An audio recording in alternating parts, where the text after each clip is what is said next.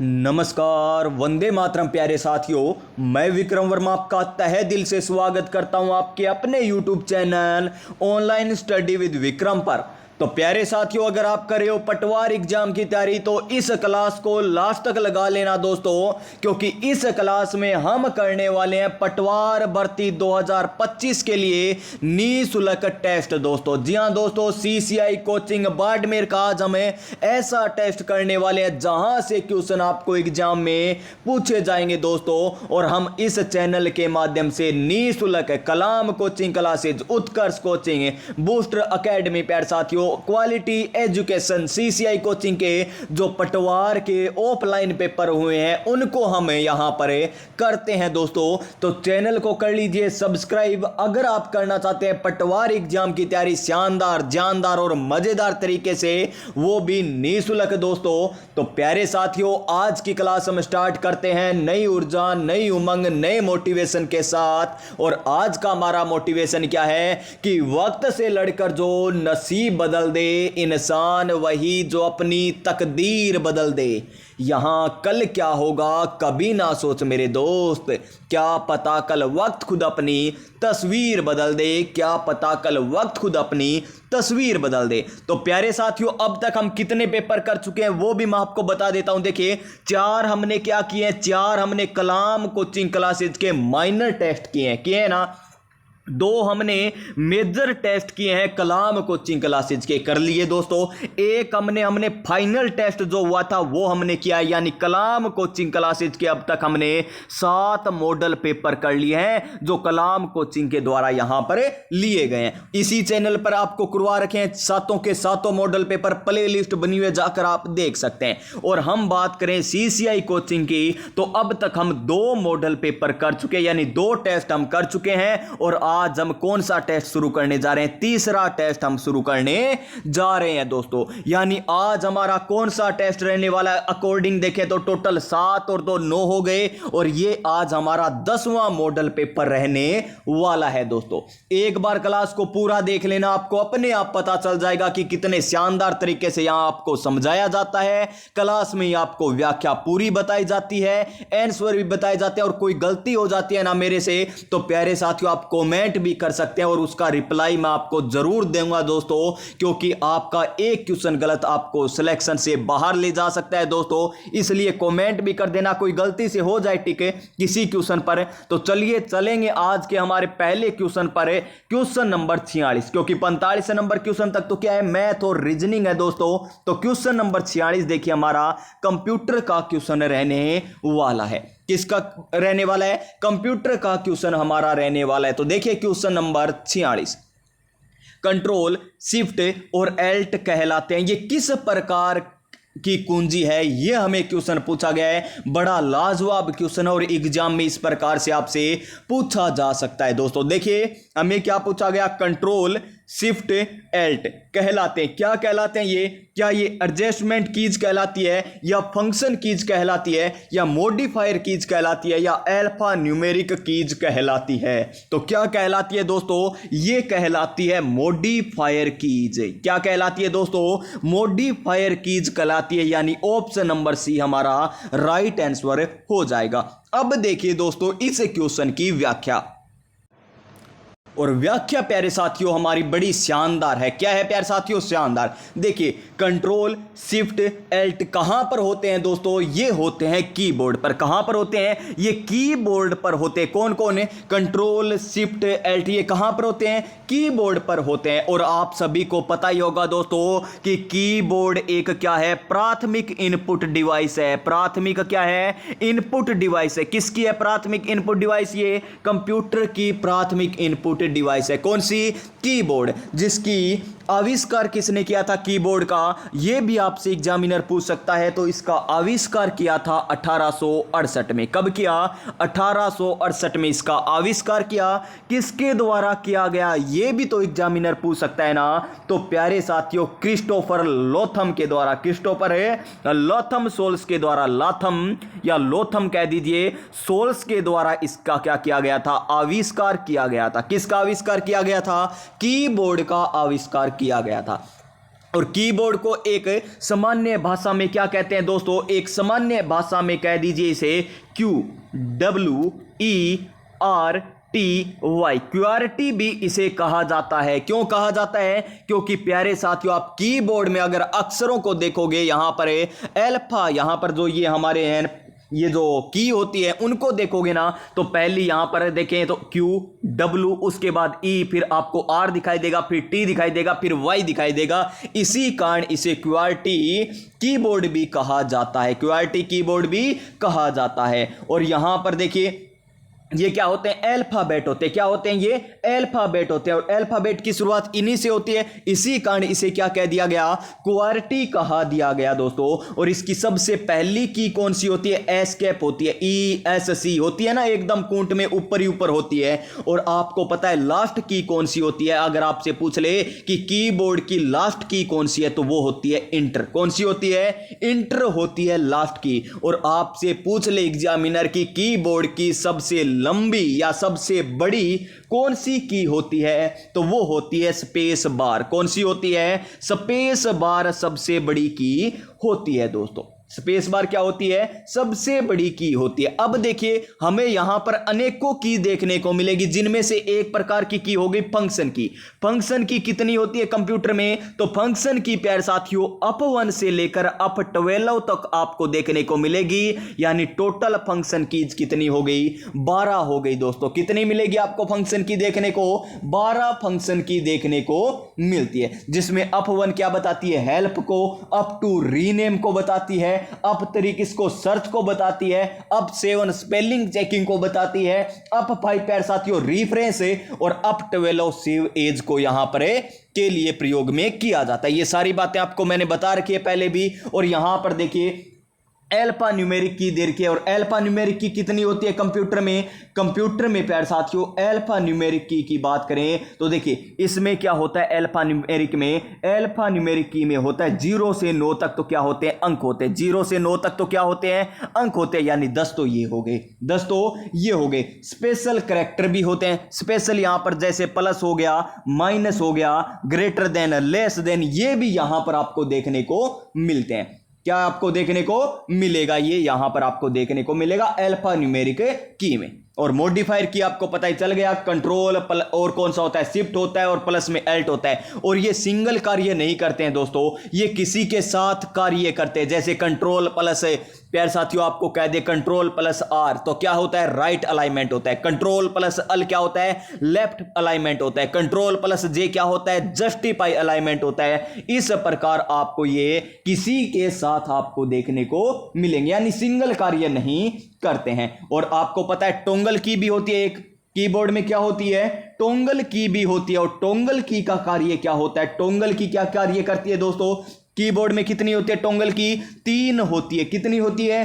3 टोंगल की होती है। एक तो कैप्स लॉक होती है, जो कहां पर होती है? कीबोर्ड के एकदम इधर, यानी दाईं ओर होती है दोस्तों।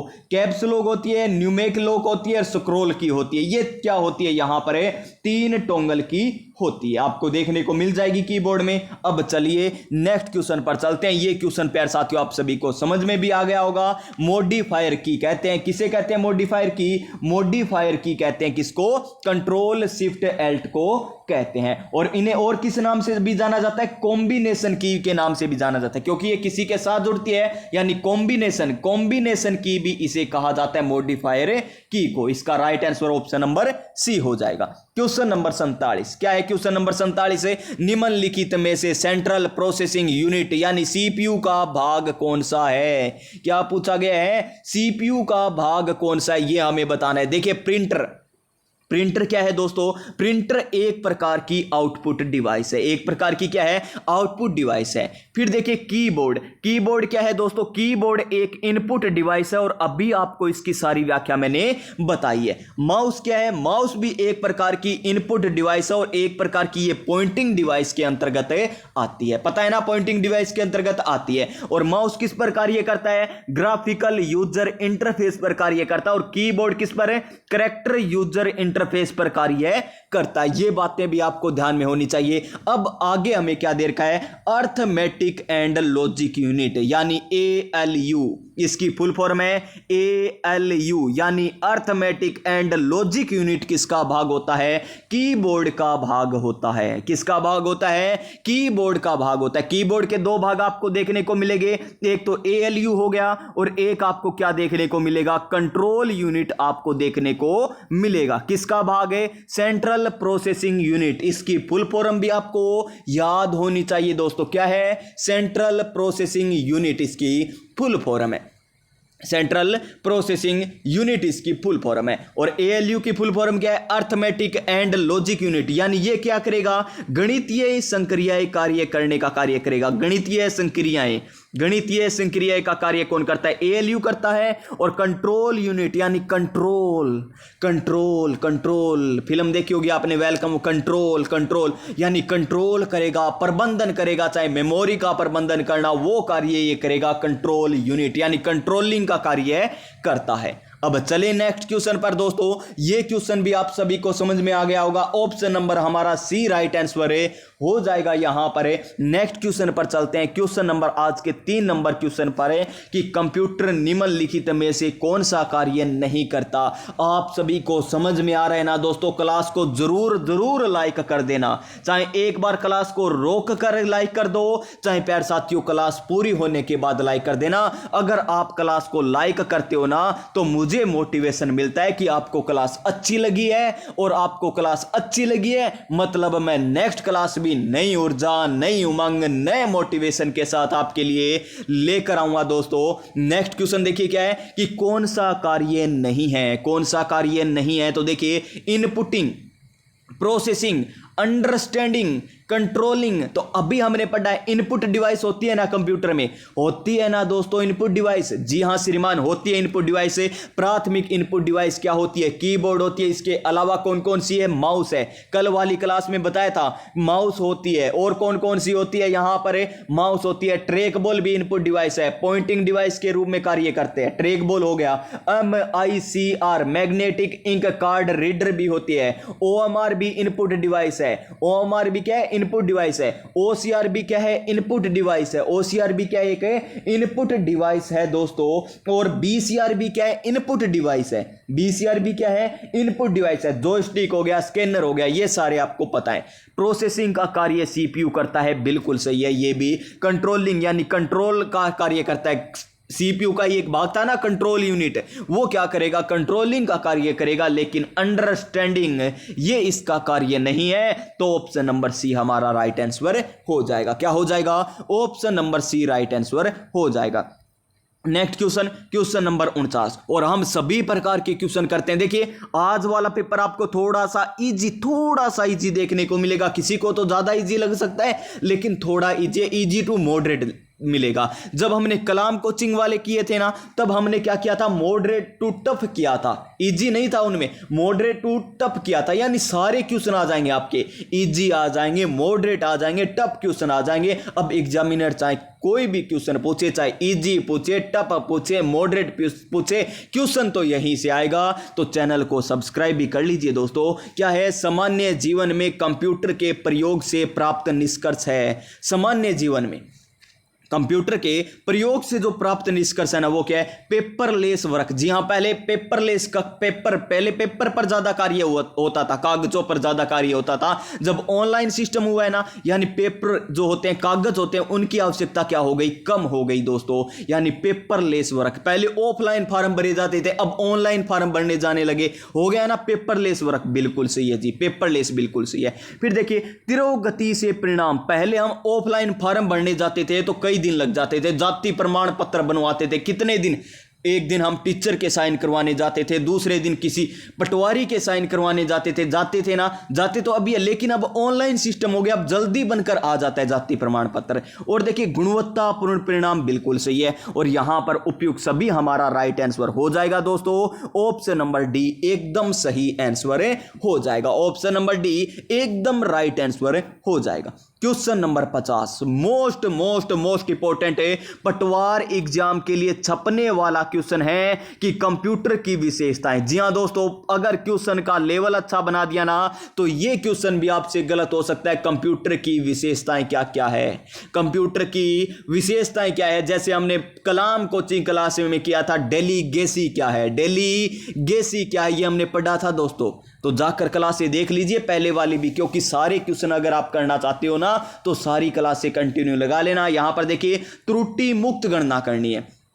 त्रुटि मुक्त गणना करने की क्षमता कंप्यूटर के गुण को दर्शाती है। क्या गणना है वो? मापनीयता है, गति है, या सटीकता है, या शून्य आईक्यू है। देखिए शून्य आईक्यू हो गया, ये कंप्यूटर का गुण थोड़ी है, कंप्यूटर का ये तो गुण नहीं है ना, शून्य आईक्यू ये कंप्यूटर का गुण नहीं है। मतलब हमारे पास 3 ही ऑप्शन बचे हैं, एक ऑप्शन तो हमने कट कर दिया दोस्तों। अब देखिए मापनीय, तो त्रुटि मुक्त क्या है? त्रुटि मुक्त गणना, गणना तो हो रही है, मापन तो हो रहा है, लेकिन त्रुटि मुक्त है तो वो मापनीय नहीं है दोस्तों। न उसकी गति है, वो क्या है? एकदम सटीक, कोई गलती नहीं है, एकदम सटीक निशाना लगाए, एकदम सटीक जानकारी दे रहा है कंप्यूटर है। ये कंप्यूटर का गुण है सटीकता, यानी त्रुटि मुक्त गणना करने की क्षमता कंप्यूटर के सटीकता गुण को दर्शाती है। Option number C right answer हो जाएगा। देखिए क्वेश्चन आज आसान लग रहे हैं ना, और यही क्वेश्चन जब हमने कलाम कोचिंग वाले टेस्ट में किया था ना तब डेलीगेसी आया था, किसी को नहीं आ रहा था इस प्रकार का क्वेश्चन। तो टफ इजी मिश्रण चलेगा हमारे यहां पर, सब कुछ मिश्रण। एक दिन ये कर लेंगे, एक दिन क्वालिटी वाला कर लेंगे, जल्द करेंगे क्वालिटी वाले भी प्यार साथियों। देखिए कंप्यूटर है, क्या है कंप्यूटर?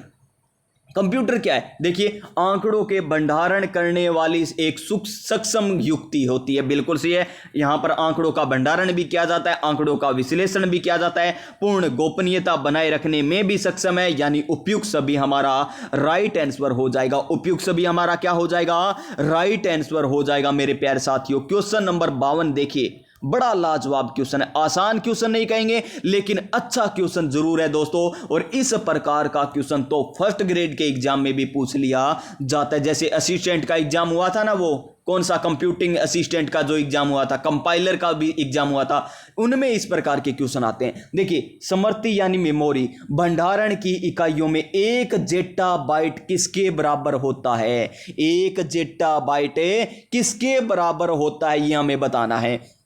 तो देख लीजिए, कल नहीं परसों वाली क्लास में आपको बताया था, क्या बताया था? 1024 KB बराबर क्या होता है मेरे प्यारे साथियों?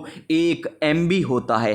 फिर क्या आता है? 1024 MB बराबर क्या होता है? 1 GB होता है। बताया था ना, गीगाबाइट होता है। फिर बताया था 1024 गीगाबाइट बराबर 1 टेराबाइट होता है, TB होता है। बताया था ना ये भी। और उसके बाद प्यारे साथियों आपको TB के बाद में क्या बताया था? 1024 TB यानी टेराबाइट बराबर क्या बताया था? पेटाबाइट बताया था। 1 पेटाबाइट हमें याद किया था। फिर हमने क्या याद किया था? 1024 पेटाबाइट बराबर क्या होता है? एक क्या होता है? जेट्टाबाइट होता है। 1 जेट्टाबाइट होता है दोस्तों, 1 जेट्टाबाइट होता है दोस्तों। तो देखिए 1024 किसके बराबर? 1024 पेटाबाइट बराबर क्या होता है? 1000 एक्साबाइट होता है। सॉरी क्या होता है? एक्साबाइट होता है। EX होता है। क्या होता है? EX होता है, यानी एक्साबाइट होता है। और 1000 एक्साबाइट 1024 एक्साबाइट बराबर क्या होता है मेरे प्यारे साथियों? 1000 एक्साबाइट बराबर क्या होता है? 1 पेटाबाइट होता है। 1 पेटाबाइट होता है। यहां पर आएगा पेटा नहीं, जेट्टाबाइट क्या होता है? जेट्टाबाइट होता है। ये हमने याद किया था दोस्तों, किया था ना। तो देख लीजिए अब इस क्वेश्चन को हम किस प्रकार करते हैं। तो देखिए 1000 जेट्टाबाइट हमें पूछा है, 1000 जेट्टाबाइट बराबर क्या होता है? 1024 एक्साबाइट होता है। 1024 एक्साबाइट कौन से ऑप्शन में? ऑप्शन नंबर बी में है, यानी 2 नंबर तो आएगा ही आएगा, यानी केवल 1 वाला कट गया और केवल 3 वाला कट गया। अब बचे हमारे पास 2 ऑप्शन। अब हमें दे रखा है 2 की घात 70 बाइट। क्या दे रखा है? 2 की घात 70 बाइट हमें दे रखा है दोस्तों। और देखिए इसको किस प्रकार करेंगे ये मैं आपको समझा देता हूं। देखिए दोस्तों 1024 बराबर क्या होता है? 1024 बराबर कितनी घात होती है? 2 की घात कितनी होती है? देखिए 2 गुणा इस प्रकार करते हैं तो कितना आता है दोस्तों? लगभग करके देख लीजिए एक बार। 2 और 2 4, दो 6 और यहाँ पर 2 और कर लीजिए, बस 2 8 8 करते हैं मान के चलिए। तो 4 2 दूनी 4 4 दूनी 8 8 दूनी 16 16 दूनी 32 32 दूनी 64 64 इंटू में 4 कितना होता है, 4 चौक 16 हो गया। और फिर यहाँ पर कितना हो गया, 6 चौक 24 4 चौक 16 2 नहीं 1 6 चौक 24 और 256 हो गया।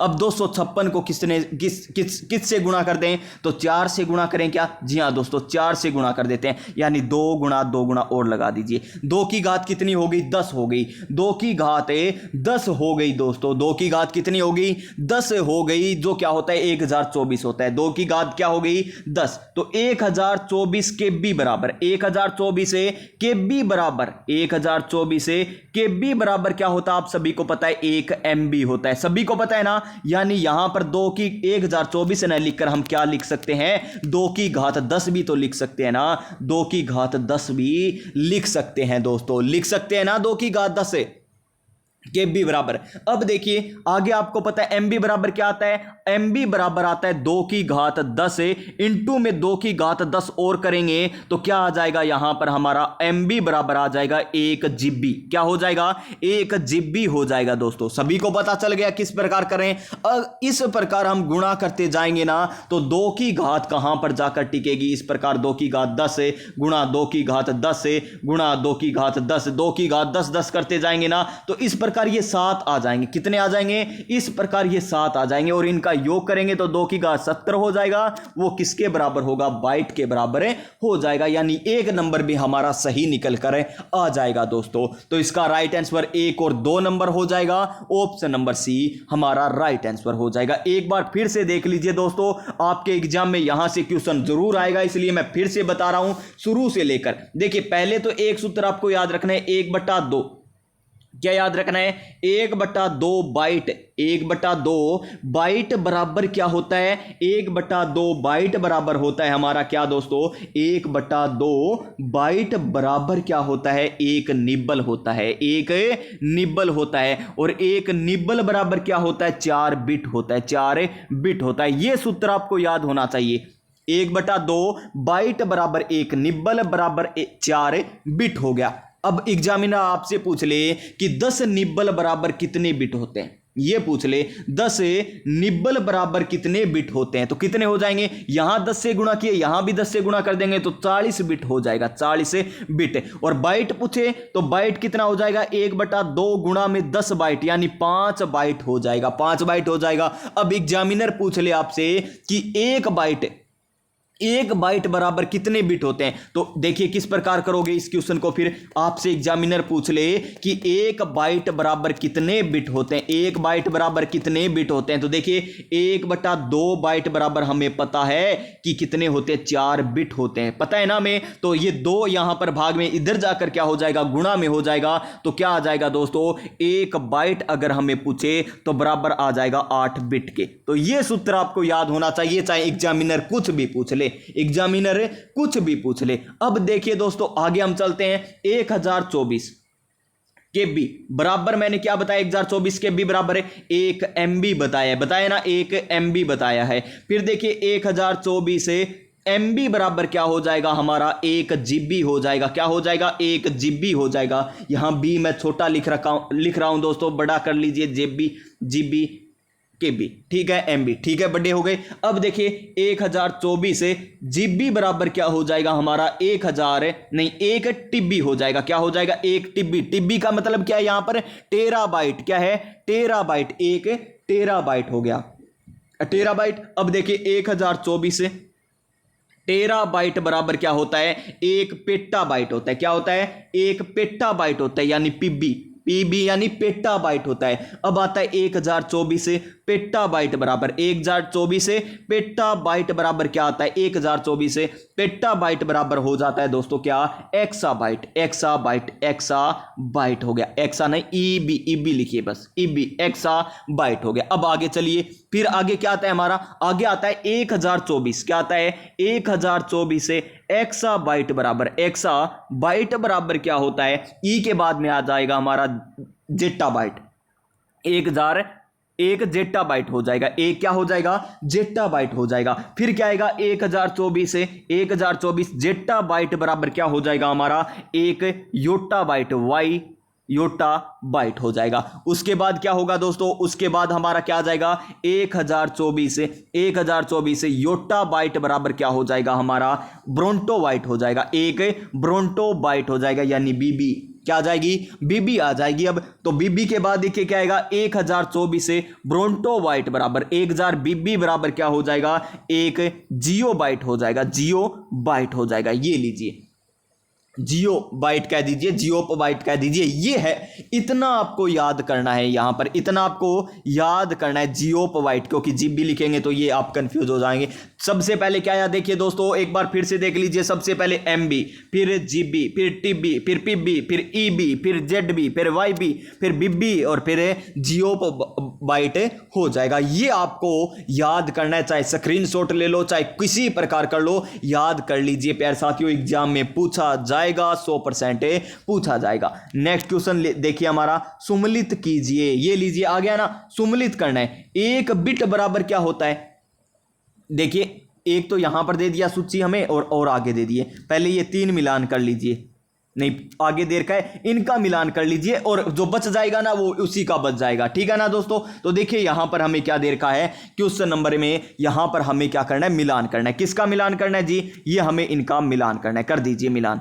लीजिए देखिए सबसे पहले हमें क्या दे रखा है, एक निब्बल दे रखा है, और ए में क्या दे रखा था वहां पर हमें नहीं पता, लेकिन हमें यहां से पता है। एक निब्बल बराबर क्या होता है, एक निब्बल बराबर होता है 4 बिट होता है, और 4 बिट तो कहां पर है, ऊपर चला गया, ठीक है, छोड़िए इसी को एक बार छोड़िए। उसके बाद देखिए क्या दे रखा है हमें, एक बाइट क्या दे रखा है, एक बाइट हमें क्या दे रखा है, एक बाइट बराबर है 8 बिट, बिल्कुल सही है, अभी आपको बताया था ये तो, एक बाइट बराबर 8 बिट बताया था ना, 1/2 वो सूत्र याद कीजिए, 1/2 बाइट बराबर क्या बताया था, 1/2 बाइट बराबर बताया था आपको एक निब्बल, और बराबर क्या बताया था, 4 बिट बताया था। अब ये 2 इधर जाएगा तो 1 बाइट बराबर कितना हो जाएगा, 8 बिट्स हो जाएगा ना, तो एक में यहां पर क्या आ जाएगा, 3 नंबर आ जाएगा, इसमें 3 में 3 आएगा, 3 में 3 इसमें दे रखा है, इसमें दे रखा है, ये 2 ऑप्शन कट गए दोस्तों।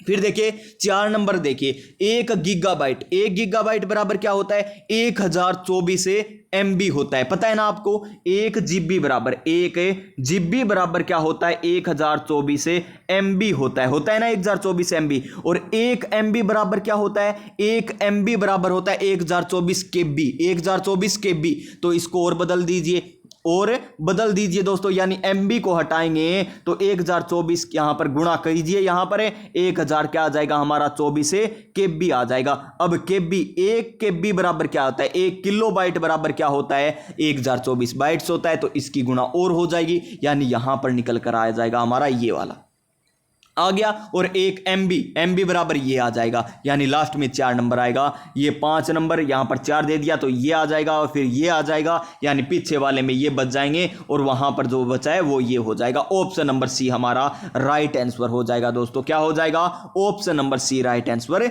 हो जाएगा। Question number next 54 number question, सभी को आना चाहिए दोस्तों, 54 नंबर क्वेश्चन है। और क्या है क्वेश्चन है, सहायक यानी ऑक्सिलरी मेमोरी को लोकप्रिय रूप से नाम से जाना जाता है, किस नाम से जाना जाता है दोस्तों, ऑक्सिलरी मेमोरी को लोकप्रिय रूप से क्या आएगा, option number A primary, option number B secondary, option number C random access storage devices, या option number D processing unit. तो ये तो कट गया ऑप्शन, अब बचा हमारा क्या दोस्तों, 3 ऑप्शन बचे। तो रैंडम एक्सेस स्टोरेज नहीं, क्या प्राइमरी नहीं, तो सेकेंडरी मेमोरी क्या है, सहायक मेमोरी के नाम से भी जानी जाती है। ऑप्शन नंबर बी हमारा राइट आंसर हो जाएगा, क्या हो जाएगा, ऑप्शन नंबर ए। Next question, question number 55, WORM की फुल फॉर्म पूछी हमें, तो राइट वन से रीड मनी, राइट वन से और क्या है, रीड मनी होता है हमारा, तो इसका राइट आंसर क्या हो जाएगा, ऑप्शन नंबर ए हो जाएगा दोस्तों, क्या हो जाएगा, ऑप्शन नंबर ए।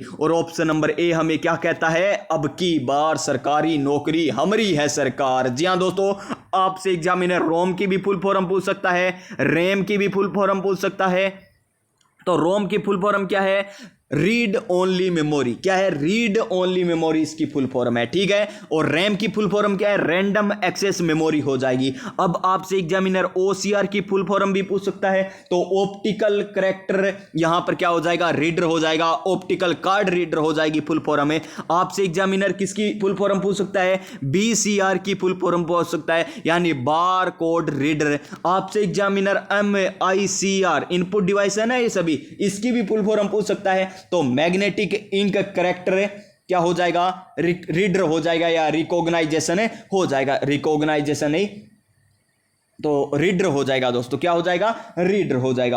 आपसे एग्जामिनर दोस्तों एलसीडी की फुल फॉर्म भी पूछ सकता है, एलईडी की फुल फॉर्म पूछ सकता है। यह भी आपको ध्यान होना चाहिए कि एलसीडी की फुल फॉर्म क्या है, एलईडी की फुल फॉर्म क्या है, याद होना चाहिए ना। तो एलसीडी की फुल फॉर्म क्या है दोस्तों? यहां पर हो जाएगी एलसीडी की लिक्विड क्रिस्टल, यानी एल से लिक्विड, सी से क्रिस्टल, डी से display. Display liquid crystal display. LED की एग्जामिनर पूछ सकता है, तो एलईडी की क्या हो जाएगी? लाइट इमिटेड डायोड हो जाएगी। लाइट इमिटेड डायोड हो जाएगी इसकी फुल फॉर्म दोस्तों। याद हो गया यहां पर फुल फॉर्म जितनी मैंने बताई है। नेक्स्ट क्वेश्चन पर चलें दोस्तों। क्वेश्चन नंबर 56 देखिए, बड़ा लाजवाब क्वेश्चन है। क्वेश्चन नंबर 56 क्या है? क्वेश्चन नंबर 56 है, किसी भी विंडो में मैक्सिमाइज बटन, मिनिमाइज बटन और क्लोज बटन कहां पर दिखते हैं? आपको पता होगा ये कंप्यूटर की आपको स्क्रीन दिखाई देती है। जैसे ही कंप्यूटर की स्क्रीन दिखाई देती है, ऊपर ही ऊपर आप क्या देखोगे? यहां पर है दाईं तरफ क्या देखोगे? यहां पर एक आपको क्रॉस का निशान दिखाई देता है, एक यहां पर डबल का निशान दिखाई देता है, एक माइनस का भी निशान दिखाई देता होगा। दिखाई देता है ना दोस्तों, इस प्रकार का निशान है, यानी मैक्सिमाइज, मिनिमाइज, क्लोज बटन ये यहां पर दिखाई देते हैं। कहां पर दिखाई देते हैं दोस्तों? ये हमें कहां पर दिखाई देंगे? ये दिखाई देंगे टाइटल बार, यानी ऊपर ही ऊपर टाइटल बार में दिखाई देते हैं। और टाइटल बार में ही क्या आपको दिखाई देगा? किसी का नाम आपको दिखाई देगा। जैसे एमएस वर्ड हो गया, एमएस एक्सेल, टाइटल बार में ही उनका नाम दिखाई देता है ना। तो प्यारे साथियों, इसका राइट आंसर ऑप्शन नंबर ए हो जाएगा। Right answer option number A right answer हो जाएगा। Next question, question number 57। DTP एक कंप्यूटर सर्वेक्षण है, इसका सामान्यतः अर्थ है क्या है? डीटीपी तो डिस्कटॉप पब्लिशिंग या डेस्कटॉप प्रोग्रामिंग या डिजिटल टाइम प्रोग्रामिंग या डॉक्यूमेंट टॉप पब्लिशिंग। तो इसका राइट आंसर क्या है? ऑप्शन नंबर ए डिस्कटॉप पब्लिशिंग। क्या है? डिस्कटॉप पब्लिशिंग इसका राइट आंसर होगा। ऑप्शन नंबर ए हमारा right answer, option number A right answer हो जाएगा। Next question, question number 58। ये लीजिए, बार बार मैं कह रहा था पॉइंटिंग डिवाइस कह रहा था ना। तो लैपटॉप में माउस के स्थान पर किस पॉइंटिंग डिवाइस उपकरण का उपयोग किया जा सकता है? कौन सी पॉइंटिंग डिवाइस है जिसका उपयोग किया जा सकता है दोस्तों? क्या जॉयस्टिक आएगी? क्या नहीं आएगी जॉयस्टिक तो गेम खेलने के लिए प्रयोग में लिया जाता है। ट्रैक बॉल प्यारे साथियों स्क्रोलिंग के लिए इस प्रकार ही होती है, माउस की तरह ही होते हैं ट्रैक बॉल। और यहां पर बीच में क्या होती है? यहां पर होता है दोस्तों, वो बॉल की तरह होता है, जिससे आप यहां पर इधर से उधर घुमा सकते हो। टच पैड, लैपटॉप में तो क्या होती है? टच पैड होती है। आपने देखा होगा कंप्यूटर इस प्रकार है, लैपटॉप ये होता है ना, लैपटॉप इसी प्रकार होता है ना। ये हो गया, और यहां पर आपको क्या देखने को मिलेगा दोस्तों? उसमें कीबोर्ड और वो मिल जाएंगे आपको फंक्शन। ये लैपटॉप हो गया दोस्तों, यहां पर कीबोर्ड होता है ना, कीबोर्ड होता है। और यहां पर आपको क्या मिलेगी? टच मिलेगी, टच पैड मिलेगी। वो क्या कार्य करता है? माउस के तरह ही कार्य करता है। इसी से हम कर सकते हैं दोस्तों, इधर से उधर करते हैं ना, यहां पर टच पैड होती है। लैपटॉप में आपने देखा होगा, ये लैपटॉप का क्या हो जाएगा? स्क्रीन हो जाएगा, जिसको किस में मापते हैं? डायगोनल में मापते हैं। किस में मापते हैं? डायगोनल में मापते हैं। इस स्क्रीन को डायगोनल में मापते हैं, ठीक है ना। तो टच पैड इसका राइट आंसर हो जाएगा। Question number 59। और ये क्वेश्चन अधिकतर बच्चे गलत भी कर देते। क्यों कर देते दोस्तों? क्योंकि उन्होंने केवल अगर देखा है पॉइंटिंग उपकरण कौन कौन से, जॉयस्टिक भी है, टच पैड है और ट्रैक बॉल, ऐसे करके ऑप्शन नंबर डी कर देते, इस प्रकार कर देते ऑप्शन नंबर डी। लेकिन हमें तो केवल लैपटॉप के बारे में पूछा था ना।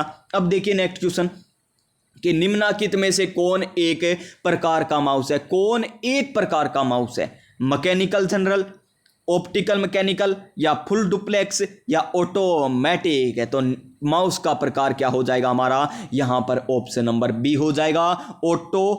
ऑप्टिकल और मैकेनिकल, ऑप्टिकल एंड मैकेनिकल ये माउस के प्रकार हो जाएंगे। Option number B right answer हो जाएगा। नेक्स्ट क्वेश्चन देखिए, कीबोर्ड की कौन सी कुंजी। अब कुछ के मन में आ रहा होगा कि सर एमएस वर्ड के क्वेश्चन नहीं है, एक्सेल के नहीं, पीछे वाले टेस्ट में थे ना, पीछे वाले टेस्ट में MS Excel, MS PowerPoint और एमएस वर्ड, ये सभी क्वेश्चन उन्हीं के थे ना सीसीआई कोचिंग का जब हमने दूसरा पेपर किया था उसमें। तो यहां पर ये क्वेश्चन आ गए, बस इसी प्रकार तो तैयारी होगी ना। देखिए कीबोर्ड की कौन सी कुंजी लाइन के प्रारंभ में ले जाती है, लाइन के प्रारंभ में कौन सी ले जाएगी। देखिए घर जाना है, घर से निकले थे, मान लीजिए ये हमारा घर है, घर से निकले थे, कहीं घूमकर जा रहे हैं, कहीं पर चले गए, अब लाइन वापस वहीं पर आना है, पहले जहां पर थे वहीं आना है, यानी घर आना है। तो कौन सी की का प्रयोग किया जाएगा दोस्तों, होम यानी घर पर आना है, तो होम की का प्रयोग किया जाता है। Option number B right answer हो जाएगा। नेक्स्ट क्वेश्चन हिंदी का क्वेश्चन है,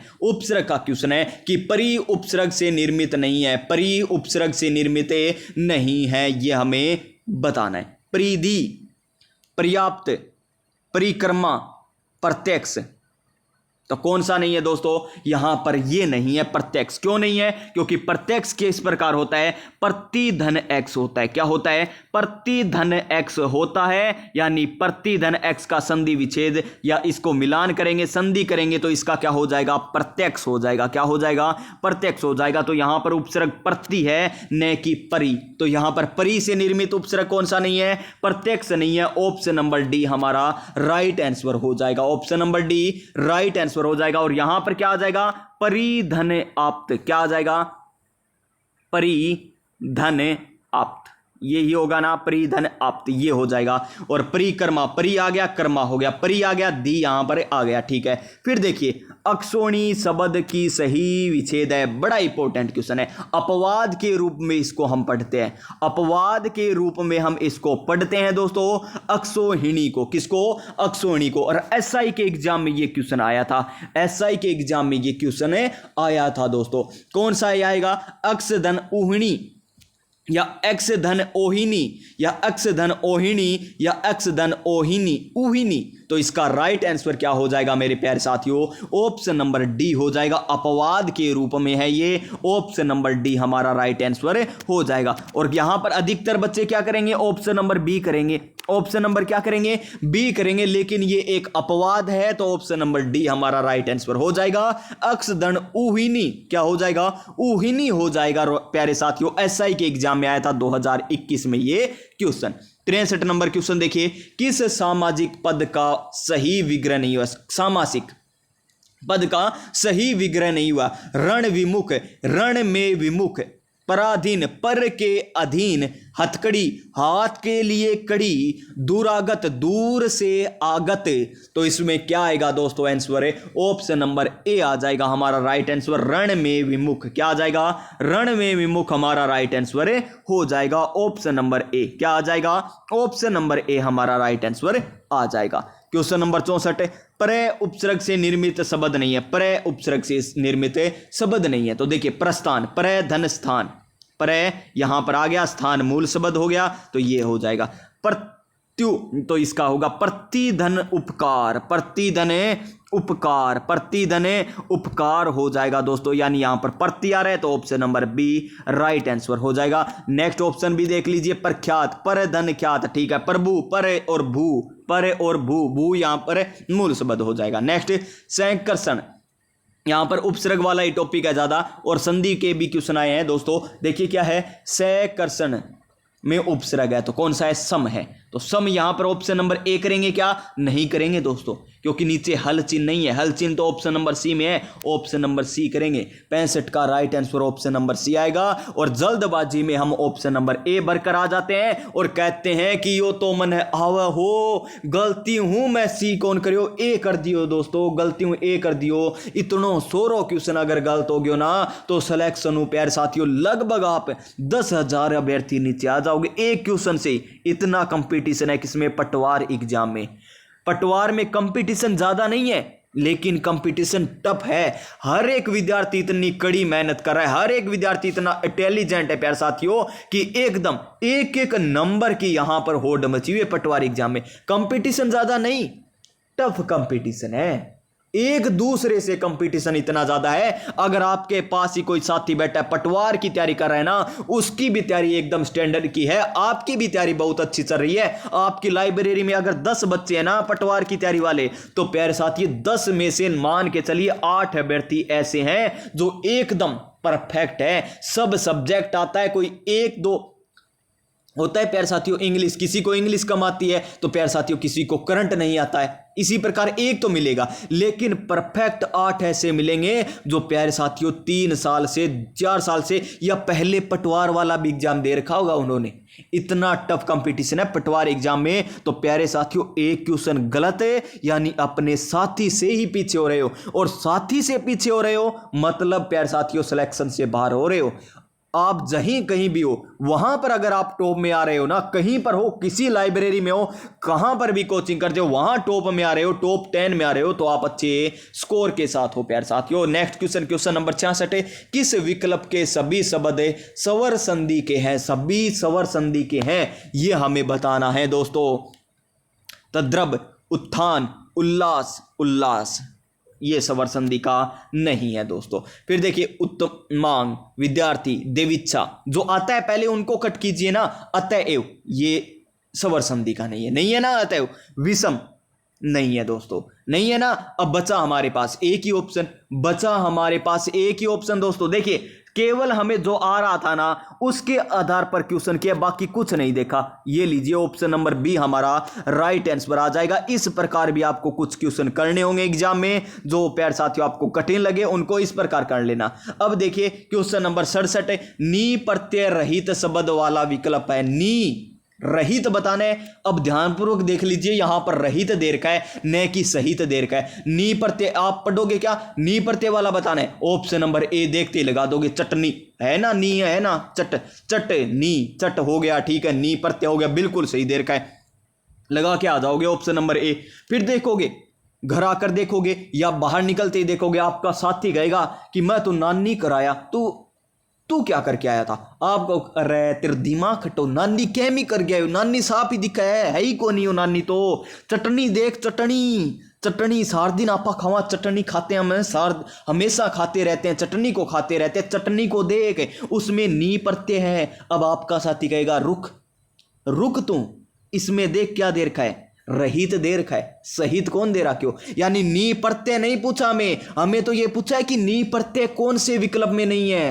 अब आपको अल्लाह इसी प्रकार बोलोगे, तो मैं देखी को नहीं, इस पर तो मेरा ध्यान ही नहीं गया, इस पर तो मैंने गौर ही नहीं की, इस प्रकार कहोगे प्यारे साथियों आप। इस प्रकार की गलती नहीं होनी चाहिए अब की बार, क्योंकि अब की बार सिलेक्शन लेना है पटवार के एग्जाम में, पटवारी में सिलेक्शन लेना है दोस्तों, तो ऐसी गलती नहीं करनी। ऑप्शन नंबर यहां पर डी आएगा दोस्तों। यहां पर ओड नी उपसर्ग है, नी प्रत्यय है, सुंगनी में नी प्रत्यय, लेकिन नानी में नी प्रत्यय नहीं है, यानी नानी में नी प्रत्यय रहित है। और प्यारे साथियों ऑप्शन नंबर डी हमारा राइट आंसर आ जाएगा। क्वेश्चन नंबर 68 देखिए कि किस विकल्प में सभी शब्दों में उपसर्ग का प्रयोग है? सभी शब्दों में बताना है उपसर्ग का प्रयोग हुआ है। तो देखिए सबसे पहले जो आते हैं ना उनको देखिए, जो आते हैं केवल उन्हीं को सबसे पहले देखना होता है, जो आता है उन्हीं सबसे पहले देखिए। तो देखिए सबसे पहले देखिए सुकर्म, ठीक है, सु दे रखा है। संकल्प में सम दे रखा है। छम्मा छम बाजे रे पैजनिया, तो ये गलत हो गया दोस्तों। ये छमा छम क्या हो जाएगा हमारा, गलत हो जाएगा, उपसर्ग नहीं है। अवतरण, दुर्जन, टालम टोल, कट कीजिए इसको। व्याकुल, विधुर, विवाद, यहां पर प्यारे साथियों विवाद, व्याकुल, विवाद को कट कर दीजिए, विवाद को कट कर दीजिए। और पर्याप्त, परिधन, आपते, दूर, दिन, अभी, आगत, बिल्कुल सही है। ऑप्शन नंबर डी हमारा राइट आंसर हो जाएगा मेरे प्यारे साथियों, एकदम सही answer option number D. Question number 69 question, विसर्ग संधि और व्यंजन संधि के उदाहरण हमें बताने। विसर्ग संधि और व्यंजन संधि का उदाहरण है, विसर्ग संधि का भी है और व्यंजन संधि का है। दिख गया ना ऑप्शन, बड़ा प्यारा सा क्वेश्चन है। देखिए महेश, महेश में तो स्वर संधि है, महेश में तो स्वर संधि है। प्रतिधन एक स्वर संधि है। ऋग्वेद, स्वर संधि है। नीरोग विसर्ग संधि है। सत धन मार्ग कौन सी संधि? व्यंजन संधि दोस्तों। सॉरी, ऑप्शन नंबर सी हमारा राइट आंसर हो जाएगा। ऑप्शन नंबर सी हमारा राइट आंसर हो जाएगा। क्वेश्चन नंबर 70, किस विकल्प के सभी शब्द अनु उपसर्ग से बने? अनु से बताना है। अनुधन शासन, क्या सही है? सही है ना, अनुधन शासन। अनुधन, ये गलत हो गया, ये गलत हो गया दोस्तों। अनुधन शासन में ये गलत हो गया। अनुधन शासन तो है, अनुपसर्ग है, बिल्कुल सही है, लेकिन अनुवर में नहीं है अनुपसर्ग। फिर देखिए अनुधन करण है, यहां अनु आ गया, फिर करण आ गया, फिर अनुचित, ये देखिए अनुचित, तो ये भी गलत हो गया।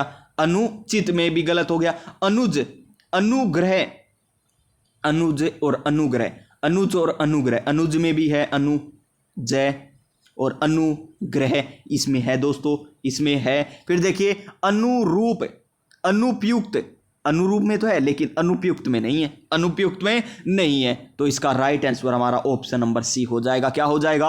ऑप्शन नंबर सी हो जाएगा। और मेरे से प्यारे साथियों कोई बाई चांस गलती हो जाती है ना तो कमेंट जरूर कर देना दोस्तों, मैं आपको आंसर जरूर बता दूंगा कि मेरे से ये गलती हुई है, स्वीकार भी करूंगा। ऐसे नहीं कि नहीं नहीं आपको नहीं आ रहा है, वो नहीं आ रहा है, स्वीकार की जाएगी गलती अगर है तो प्यारे साथियों, और आपको सही आंसर भी बताया जाएगा कमेंट करके। क्वेश्चन नंबर 71 देखिए, इनमें से कौन सा समास विग्रह सही नहीं है? समास विग्रह सही नहीं है। काव्य निपुण, काव्य में निपुण, काव्य में निपुण बिल्कुल सही है। राष्ट्र भक्ति, राष्ट्र के लिए भक्ति, यहां पर राष्ट्र की भक्ति दे रखा है तो ये गलत हो जाएगा। देशभक्त, देश का भगत, और श्रम साध्य, श्रम से साध्य, तो इसका right answer option number B हो जाएगा। क्या हो जाएगा?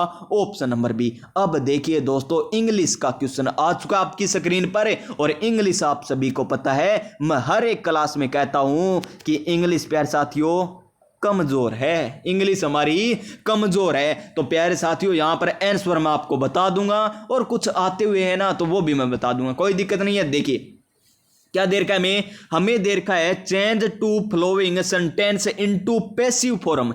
पैसिव फॉर्म में हमें क्या करना है? चेंज करना है। तो how do people learn language, तो यहां पर क्वेश्चन मार्क निशान है। पहले तो क्वेश्चन मार्क निशान देखिए सभी में, ये रहा, ये रहा, ये रहा, सभी में है। अब चलिए प्यारे साथियों हमें क्या दे रखा है? डू दे रखा है। डू दे रखा है तो किस में आएगा? यानी आपको पैसिव में आर देखने को मिलेगा, इज देखने को मिलेगा, मिलेगा ना। तो देखिए अब आर है, इज है, तो इसमें आर है, इसमें आर है, इसमें आर है, इसमें आर है दोस्तों, आर है दोस्तों, आर है दोस्तों। अब देखिए आगे, आगे क्या देर का है? में आगे देर का है हाउ। हाउ तो आएगा ही आएगा, हाउ पहले आएगा ही, हाउ आएगा, हाउ आएगा, हाउ। हाउ वो नहीं है कि अपा छोटे बच्चे को कहते बाहर ना जाई, हाउ खा जैसी, वो हाउ को नहीं हो, ओ हाउ प्यार साथियों इंग्लिश आरो हाउ है, इंग्लिश आरो हाउ है। तो देखिए एक ऑप्शन तो हमारा कट गया, एक ऑप्शन तो हमारा कट गया। उसके बाद देखिए आर यहां पर देखिए, उसके बाद यहां पर वर्ब की यहां पर फॉर्म दे रखी है, थर्ड फॉर्म दे दी, बाई दे दिया, पीपल दे दिया, बाई पीपल, हाउ आगे आ गया, ये तो कट ही गया है। फिर देखिए आर लर्नड बाई पीपल, तो ये भी गलत हो गया, ये भी गलत हो गया। एक ही ऑप्शन बचा है हमारा, option number A right answer. Option number A right answer हमारा हो जाएगा दोस्तों। फिर देखिए क्वेश्चन नंबर 73 क्या है? See the job last year, last year की बात कर रहा है, लास्ट ईयर की बात कर रहा है। और द जॉब सी, तो हैज लेफ्ट नहीं, लिव्ड नहीं, वाज लिव नहीं, लेफ्ट इसका right answer option number D. Option number D हो जाएगा हमारा राइट आंसर क्वेश्चन नंबर 73 का। क्वेश्चन नंबर 74 देखिए दोस्तों क्या है? क्वेश्चन नंबर 74 देखिए हमें क्या करना है? Change into indirect speech, indirect speech में बदलना है। तो देखिए where are you going, where are you going for your holidays, यहां पर देखिए ही सेड हमें दे रखा है। तो सबसे पहले हम क्या करेंगे? क्वेश्चन मार्क निशान है, तो किस में चेंज होगा? आस्क्ड में चेंज होगा। किस में चेंज होगा दोस्तों? आस्क्ड में चेंज होगा। तो सेड नहीं आएगा, ना वांटेड आएगा, तो आस्क्ड, आस्क्ड आ गया, ठीक है। उसके बाद आपको पता है क्या आएगा दोस्तों? वेयर वेदर होता है, और यहां पर इफ से जुड़ता है, बिल्कुल सी है, इफ से जुड़ता है। फिर देखिए वेयर फिर क्या दे रखा है? आर यू, आर यू आ गया। आर किस में जाएगा? इनडायरेक्ट में। आर किस में बदल जाएगा? वाज में बदल जाएगा। यहां पर वर्ब की फर्स्ट फॉर्म के साथ आईएनजी है, तो यहां पर भी आएगा। एक सेकंड दोस्तों, ये बात तो सही है, ये बात तो सही है। इफ देर का है, वेयर देर का है, इसको मैंने कट क्यों किया? सी नंबर को, सी नंबर को मैंने कट क्यों कर दिया पहले ही? सी नंबर तो कट होने वाली बात ही नहीं है। आई देर का है, ठीक है। वाज देर का है, ठीक है। आई देर का है, वाज देर का है, गोइंग है, गोइंग है, फोर है, फोर है। और योवर, यहां योवर को नहीं बदला दोस्तों, योवर का योवर रख दिया, क्योंकि योवर कैसा है? सेकंड पर्सन है, और सेकंड पर्सन किसके अनुसार बदलता है? ऑब्जेक्ट के अनुसार बदलता है। तो योवर का क्या हो जाएगा? यहां पर माई हो जाएगा। क्या हो जाएगा? माई हो जाएगा। हॉलीडे आ जाएगा। राइट आंसर हमारा ऑप्शन नंबर सी आएगा, ऑप्शन नंबर सी आएगा दोस्तों। अब नेक्स्ट क्वेश्चन पर चलते हैं, क्वेश्चन नंबर 75 पर।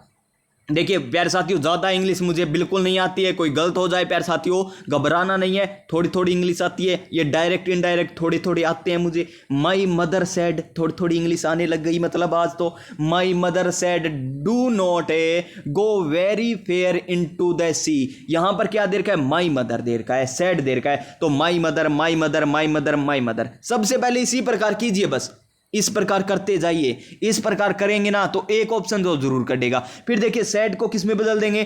टोल्ड में। क्या यहां पर एडवाइस मिल रही है? क्या do not go very far into the sea, यहां पर एडवाइस नहीं है, सजेस्टेड नहीं है, तो यहां पर टोल्ड आ जाएगा, टोल्ड आ जाएगा। फिर देखिए यहां पर क्या आ जाएगा? मी देर का है, मी इसमें है। यहां पर अबाउट, यहां पर नोट टू, यहां पर नोट टू देर का है। फिर go very far into the sea, यहां पर टू के बाद में क्या देर की? हमें वर्ब देर की। आप सभी को पता है डू नोट में यही आता है ना, टू के बाद में वर्ब आती है, टू के बाद में वर्ब की फर्स्ट फॉर्म आती है, ये सभी को पता होगा दोस्तों। तो इसका right answer option number C हो जाएगा। एग्जाम में आप इसी प्रकार कर लेना, डू नोट वाला दिखे कहीं पर तो टू के बाद में वर्ब की फर्स्ट फॉर्म देख लेना, यहां पर टू के बाद में है क्या? नहीं है। इसमें टू के बाद में है क्या? नहीं है, क्योंकि नोट आ गया बीच में। यहां टू के बाद है, बिल्कुल सी है। और यहां पर शुड कैसे आ गया? शुड प्यारे साथियों गलत हो जाएगा। तो राइट आंसर केवल ऑप्शन नंबर सी हो जाएगा। इस प्रकार भी इस क्वेश्चन को आप कर सकते थे। क्वेश्चन नंबर 76 देखिए हमें क्या देखा है। क्वेश्चन नंबर 76 है, एवरीवन कॉल्स हिम ए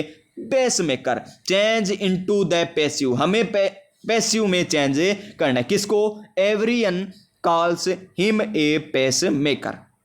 देखिए आगे ऑप्शन भी हमें दे रखे हैं, यहां पर दो ऑप्शन यहां पर दे रखे हैं और दो पीछे दे रखे हैं, ठीक है ना। अब देखिए यहां पर क्या करेंगे, ये लीजिए क्या करेंगे। सबसे पहले हिम दे रखा है, अच्छा पैसिव में चेंज करना है। किस में चेंज करना है? पैसिव में चेंज करना है दोस्तों, पैसिव में। ध्यान पूर्वक देखिए, यहां पर पैसिव में चेंज करना है। तो देखिए पैसिव वॉइस में चेंज करेंगे तो हिम दे रखा है, यहां पर एवरीवन कॉल्स, एवरीवन आगे जाएगा। ए पेस मेकर, हिम दे रखा है, कॉल्स दे रखा है। ए पेस मेकर, पहला ऑप्शन देखिए आएगा क्या? A pacemaker he is called, ये नहीं आएगा। फिर देखिए he is called to be everyone pacemaker, ये भी नहीं आएगा। फिर देखिए नेक्स्ट क्या दे रखा है?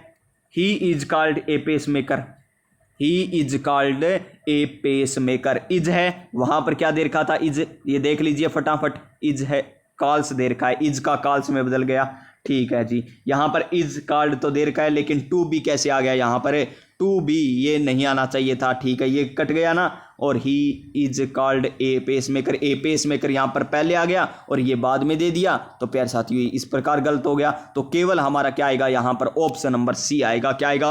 ऑप्शन नंबर सी हो जाएगा राइट आंसर। क्वेश्चन नंबर 77 देखिए, करेक्ट बताना है हमें, एंटोनियम बताना है। किसका बताना है? क्यूरेल को बताना है। क्यूरेल का बताना है प्यारे साथियों, बता दीजिए। He was very cruel in dealing with the students. तो इसका राइट आंसर क्या आएगा? इसका एंटोनियम क्या हो जाएगा हमारा?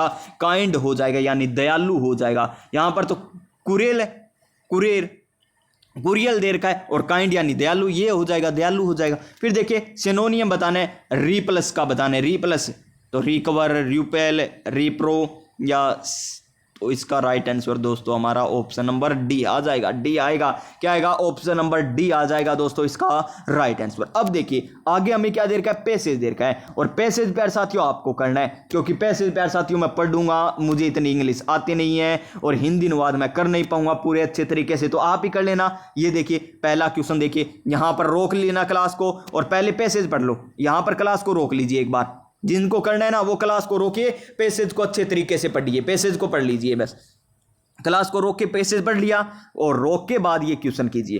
पहला और दूसरा क्वेश्चन देखिए, अब वापस बैक कीजिए क्लास को थोड़ी सी और छांट लीजिए बस, या इसका स्क्रीनशॉट लीजिए और प्यारे साथी इन क्वेश्चनों को कर लीजिए। ये लीजिए फिर नेक्स्ट क्वेश्चन, ये लीजिए फिर नेक्स्ट क्वेश्चन।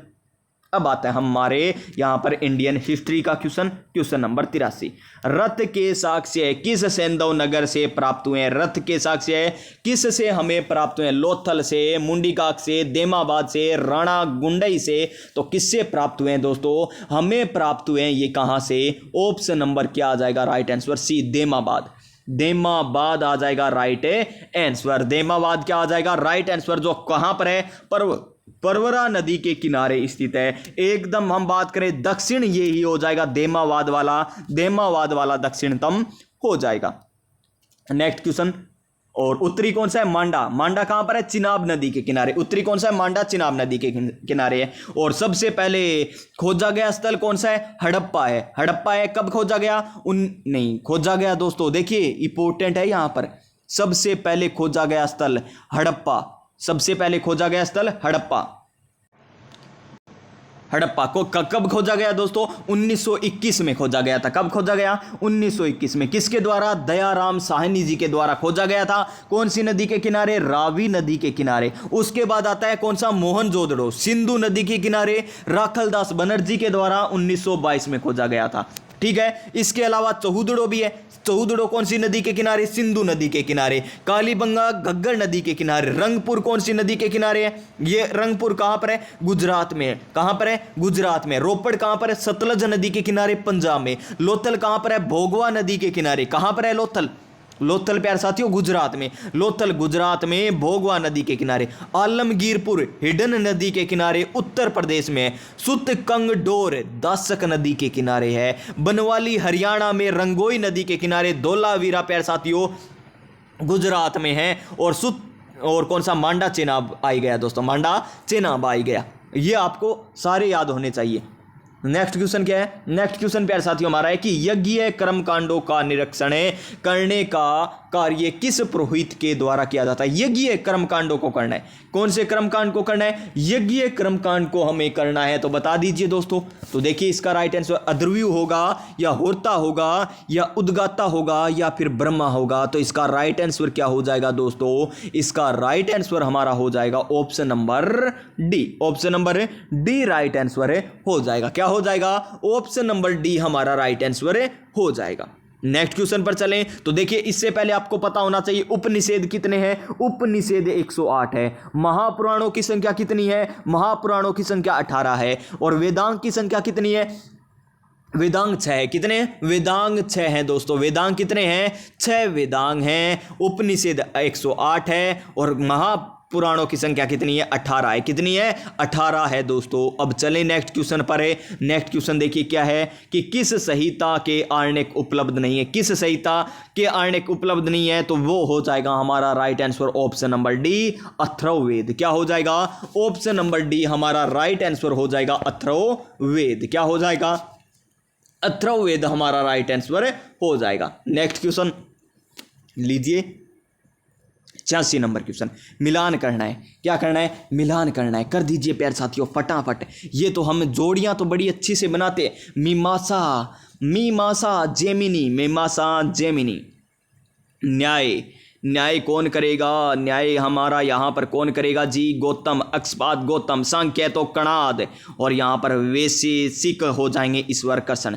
तो इसका राइट आंसर क्या आएगा? एक में क्या आया? 3 नंबर, 3 नंबर, फिर आया 1 नंबर, फिर आया 2 नंबर, और फिर आया हमारा 1 सेकेंड, मीमांसा जेमिनी। मीमांसा जेमिनी, न्याय गौतम हो जाएंगे। फिर आया हमारा सांख्य कणाद, वैशेषिक सांख्य हमने कणाद। 86 नंबर क्वेश्चन प्यारे साथियों यहां पर ये तो सही है दोस्तों। मीमांसा तो किसका है? मीमांसा बिल्कुल सही है, जेमिनी है। मीमांसा जेमिनी बिल्कुल सही है। न्याय गौतम बिल्कुल सही है, न्याय गौतम बिल्कुल सही है। फिर देखिए क्या आता है, देखिए सांख्य। सांख्य मुझे कणाद ही कणाद क्यों नाम याद आ रहा है? सांख्य प्रणेता हम राजस्थान में कपिल मुनि को कहते हैं, जिनका मेला कोलायत बीकानेर में बढ़ता है, कार्तिक पूर्णिमा को बढ़ता है। सांख्य क्या आएगा दोस्तों? वैशेषिक कणाद, वैशेषिक कणाद। तो प्यारे साथियों इस प्रकार तो संख्या ईश्वर कर्षण हो गए। तो राइट आंसर इसका आना चाहिए 3 1 2 4, ये आना चाहिए।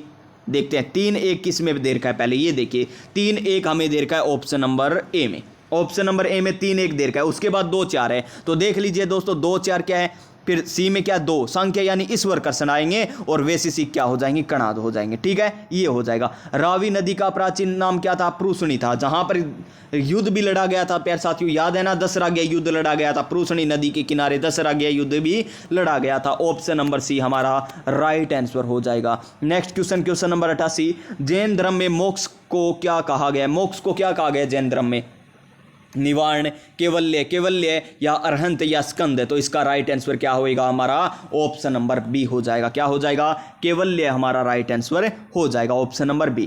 क्वेश्चन नंबर 89 देखिए, हमें क्या करना है, मिलान करना है। कर दीजिए मिलान प्यारे साथियों।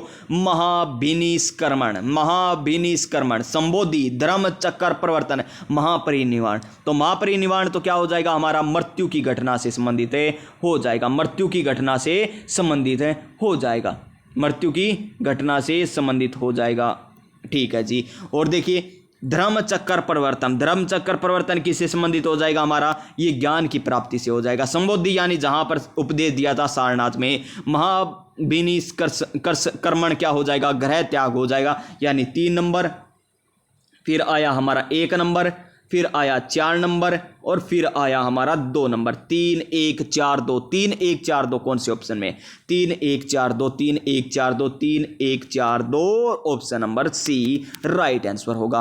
क्वेश्चन नंबर नेक्स्ट, निम्नलिखित में से कौन सा प्राचीन जनपद राजस्थान में स्थित था, कौन सा था दोस्तों, ये मत्स्य था। मत्स्य जनपद की राजधानी विराटनगर, विराट नगर दोस्तों, विराट नगर, ऑप्शन नंबर डी हमारा राइट आंसर हो जाएगा। क्वेश्चन नंबर 91, प्राचीन राज्य वत्स की राजधानी, वत्स कौशाम्बी, वत्स की राजधानी कौन सी थी, कौशाम्बी थी दोस्तों, option number C right answer हो जाएगा, option number C right answer हो जाएगा। क्वेश्चन नंबर 92 क्या है, क्वेश्चन नंबर 92, यूनानी राजदूत मेगस्थनीज किसके दरबार में आया था। तो मेगस्थनीज किसके दरबार में आया था दोस्तों, मेगस्थनीज आया था चंद्रगुप्त मौर्य के दरबार में, option number C right answer, option number C right answer. व्यापार संबंधी श्रेणी का मुखिया कहलाता है, क्या कहलाता है दोस्तों, श्रेष्ठी, महाश्रेष्ठी, जेटुक, सार्थक। देखिए ये क्वेश्चन अच्छे लेवल का आ गया, बीच में क्वेश्चन आसान है, ये क्वेश्चन अच्छे लेवल का डाल दिया। तो ये क्वेश्चन प्यारे साथियों वो क्वेश्चन होते हैं जो अच्छे लेवल के होते हैं। या तो कोई अभ्यर्थी छोड़ देगा, कोई तुक्का लगाएगा तो इसमें तुक्का लग जाएगा किसी का, और तुक्का उसी का लगेगा प्यारे साथियों जिनके पहले वाले गलत हैं, उनका ही तुक्का इसमें लगता है। और देखिए इसका राइट आंसर क्या हो जाएगा हमारा, ऑप्शन नंबर ए आ जाएगा। देखिए बन रहा है ना, बीच बीच में थोड़ा सा मॉडरेट बन जाता है, इजी, या ये मॉडरेट क्वेश्चन हो गया, option number A right answer हो गया। औरंगजेब ने जजिया कर कब लागू किया, जजिया कर कब लागू करता है औरंगजेब, तो ये लागू करता है दोस्तों 1600 ईस्वी में, और 1600 में भी कब करता है, 1679 में। ऑप्शन नंबर ए नहीं, option number C right answer हो जाएगा। एतमादुल्ला का मकबरा, जिसमें पित्तर ड्यूरा का प्रयोग किया गया था, सर्वप्रथम एतमादुल्ला का मकबरा किस बनाया था, किसके शासनकाल में बना था, ओ ये अकबर के समय बना था, या बाबर या हुमायूं या जहांगीर, तो ये किसके समय बना था दोस्तों, option number D right answer, Jahangir के समय बना था, जहांगीर के समय बना था। तारीख ए फिरोज शाही का लेखक कौन है, तारीख ए फिरोज शाही का लेखक देख लीजिए कौन है, तारीख ए फिरोज शाही, तारीख ए फिरोज शाही का कौन है लेखक, तारीख ए फिरोज शाही का लेखक कौन है, तो कौन हो जाएगा, बर्नी हो जाएगा, कौन हो जाएगा, बर्नी, option number A right answer, option number A right answer हो जाएगा। नेक्स्ट क्वेश्चन, दंत मंजन को, साइंस का क्वेश्चन है, दंत मंजन को सफेद बनाने वाले रसायन का नाम लिखिए। क्या आपके टूथपेस्ट में नमक है, क्या आपके टूथपेस्ट में नमक है, क्या नमक आएगा इसका, राइट आंसर नहीं आएगा, ये सफेद बनाने की पूछ रहे, तो TiO2 option number A right answer हो जाएगा। फिर देखिए हवा की चाल मापी जाती है, हवा की चाल मापी जाती है, किस में मापी जाती है हवा की चाल, तो एनीमोमीटर, एनीमोमीटर में मापी जाती है, option number B right answer. Question number 99 क्या है, क्वेश्चन नंबर 99 हमारा, प्लेलेट्स को के रूप में भी जाना जाता है, प्लेलेट्स को तो मोनोसाइट्स, थ्रोम्बोसाइट या एरिथ्रोसाइट्स या लिम्फोसाइट, तो किस रूप में जाना जाता है प्लेटलेट्स को? तो प्यारे साथियों प्लेटलेट्स घट जाती है तो डेंगू रोग हो जाता है, जिसे थ्रोम्बोसाइट के नाम से भी जाना जाता है। किसे नाम से जाना जाता है? थ्रोम्बोसाइट के नाम से जाना जाता है। Option number B right answer. Next question 100 number question, निम्न में से किस रक्तसमूह को यूनिवर्सल यानी सार्वजनिक दाता के नाम से जान? दाता और एक होता है सार्वजनिक ग्राह यानी सब कुछ ग्रहण कर लेगा। एक सार्वजनिक दाता होता है जो सब कुछ को सभी को दे सकता है। तो सभी को कौन दे सकता है? ओ दे सकता है। तो इसका राइट आंसर ओ हो जाएगा। Option number A O positive, और ए बी नेगेटिव क्या है? ग्राह्य होता है। तो इसका राइट आंसर ऑप्शन नंबर ए हो जाएगा। तो दोस्तों आज हम कहां से चले थे? 46 नंबर क्वेश्चन से चले थे और यहां पर 100 नंबर क्वेश्चन तक किए हैं। अब नेक्स्ट पार्ट में हम क्या करेंगे? 101 से लेकर 150 क्वेश्चन करेंगे, जिसमें आपको साइंस के क्वेश्चन देखने को मिलेंगे, राजस्थान जीके के क्वेश्चन देखने को मिलेंगे, करंट अफेयर के क्वेश्चन देखने को मिलेंगे दोस्तों। तो प्यारे साथियों कल वाली अगर क्लास आप देखना चाहते हो ना, तो क्लास को प्यारे साथियों क्या कीजिए? शेयर कर दीजिए। जी हाँ दोस्तों, शेयर अपने साथियों के पास शेयर कीजिए, चैनल को कर लीजिए सब्सक्राइब, और पास में जो बेल आइकन है ना उसे जरूर दबा लीजिए, ताकि आने वाली प्रत्येक क्लास का नोटिफिकेशन आपको मिल सके दोस्तों। जैसे ही क्लास आए ना आपको नोटिफिकेशन मिल जाए बस। जी हाँ दोस्तों, इसीलिए कह रहा हूं पास में जो बेल आइकन है उसे दबा लीजिए, ताकि आप अगला पार्ट भी आप लगा सको इस क्लास का। और पीछे वाले जो भी करना चाहो प्यारे साथियों कर सकते हो आप, कोई दिक्कत नहीं है। प्ले लिस्ट बनी हुई है, राजस्थान पॉलिटी कंप्लीट करवा रखी है, प्ले लिस्ट बनी हुई है। राजस्थान जीके की हम बात करें तो राजस्थान का भूगोल कंप्लीट करवा रखा है प्रीवियस ईयर क्वेश्चनों के माध्यम से, राजस्थान का इतिहास करवा रखा है प्रीवियस ईयर क्वेश्चनों के माध्यम से, राजस्थान की कला संस्कृति करवा रखी है प्रीवियस ईयर क्वेश्चनों के माध्यम से, साइंस के भी करवा रखे हैं दोस्तों, ट्रिकों के साथ करवा रखे हैं, और कक्षा 10 की पुस्तक भी आपको करा रखी है, केवल 3 यूनिट को छोड़कर, पहली 10वीं और 11वीं यूनिट। 3 यूनिट नहीं करवा रखी, बाकी सभी आपको करवा रखी है। तो प्यारे साथियों आज की क्लास अच्छी लगी हो तो क्लास को लाइक करना। मिलेंगे नेक्स्ट क्लास में नई ऊर्जा, नई उमंग, नए मोटिवेशन के साथ। तब तक प्यारे साथियों जय हिंद, जय भारत।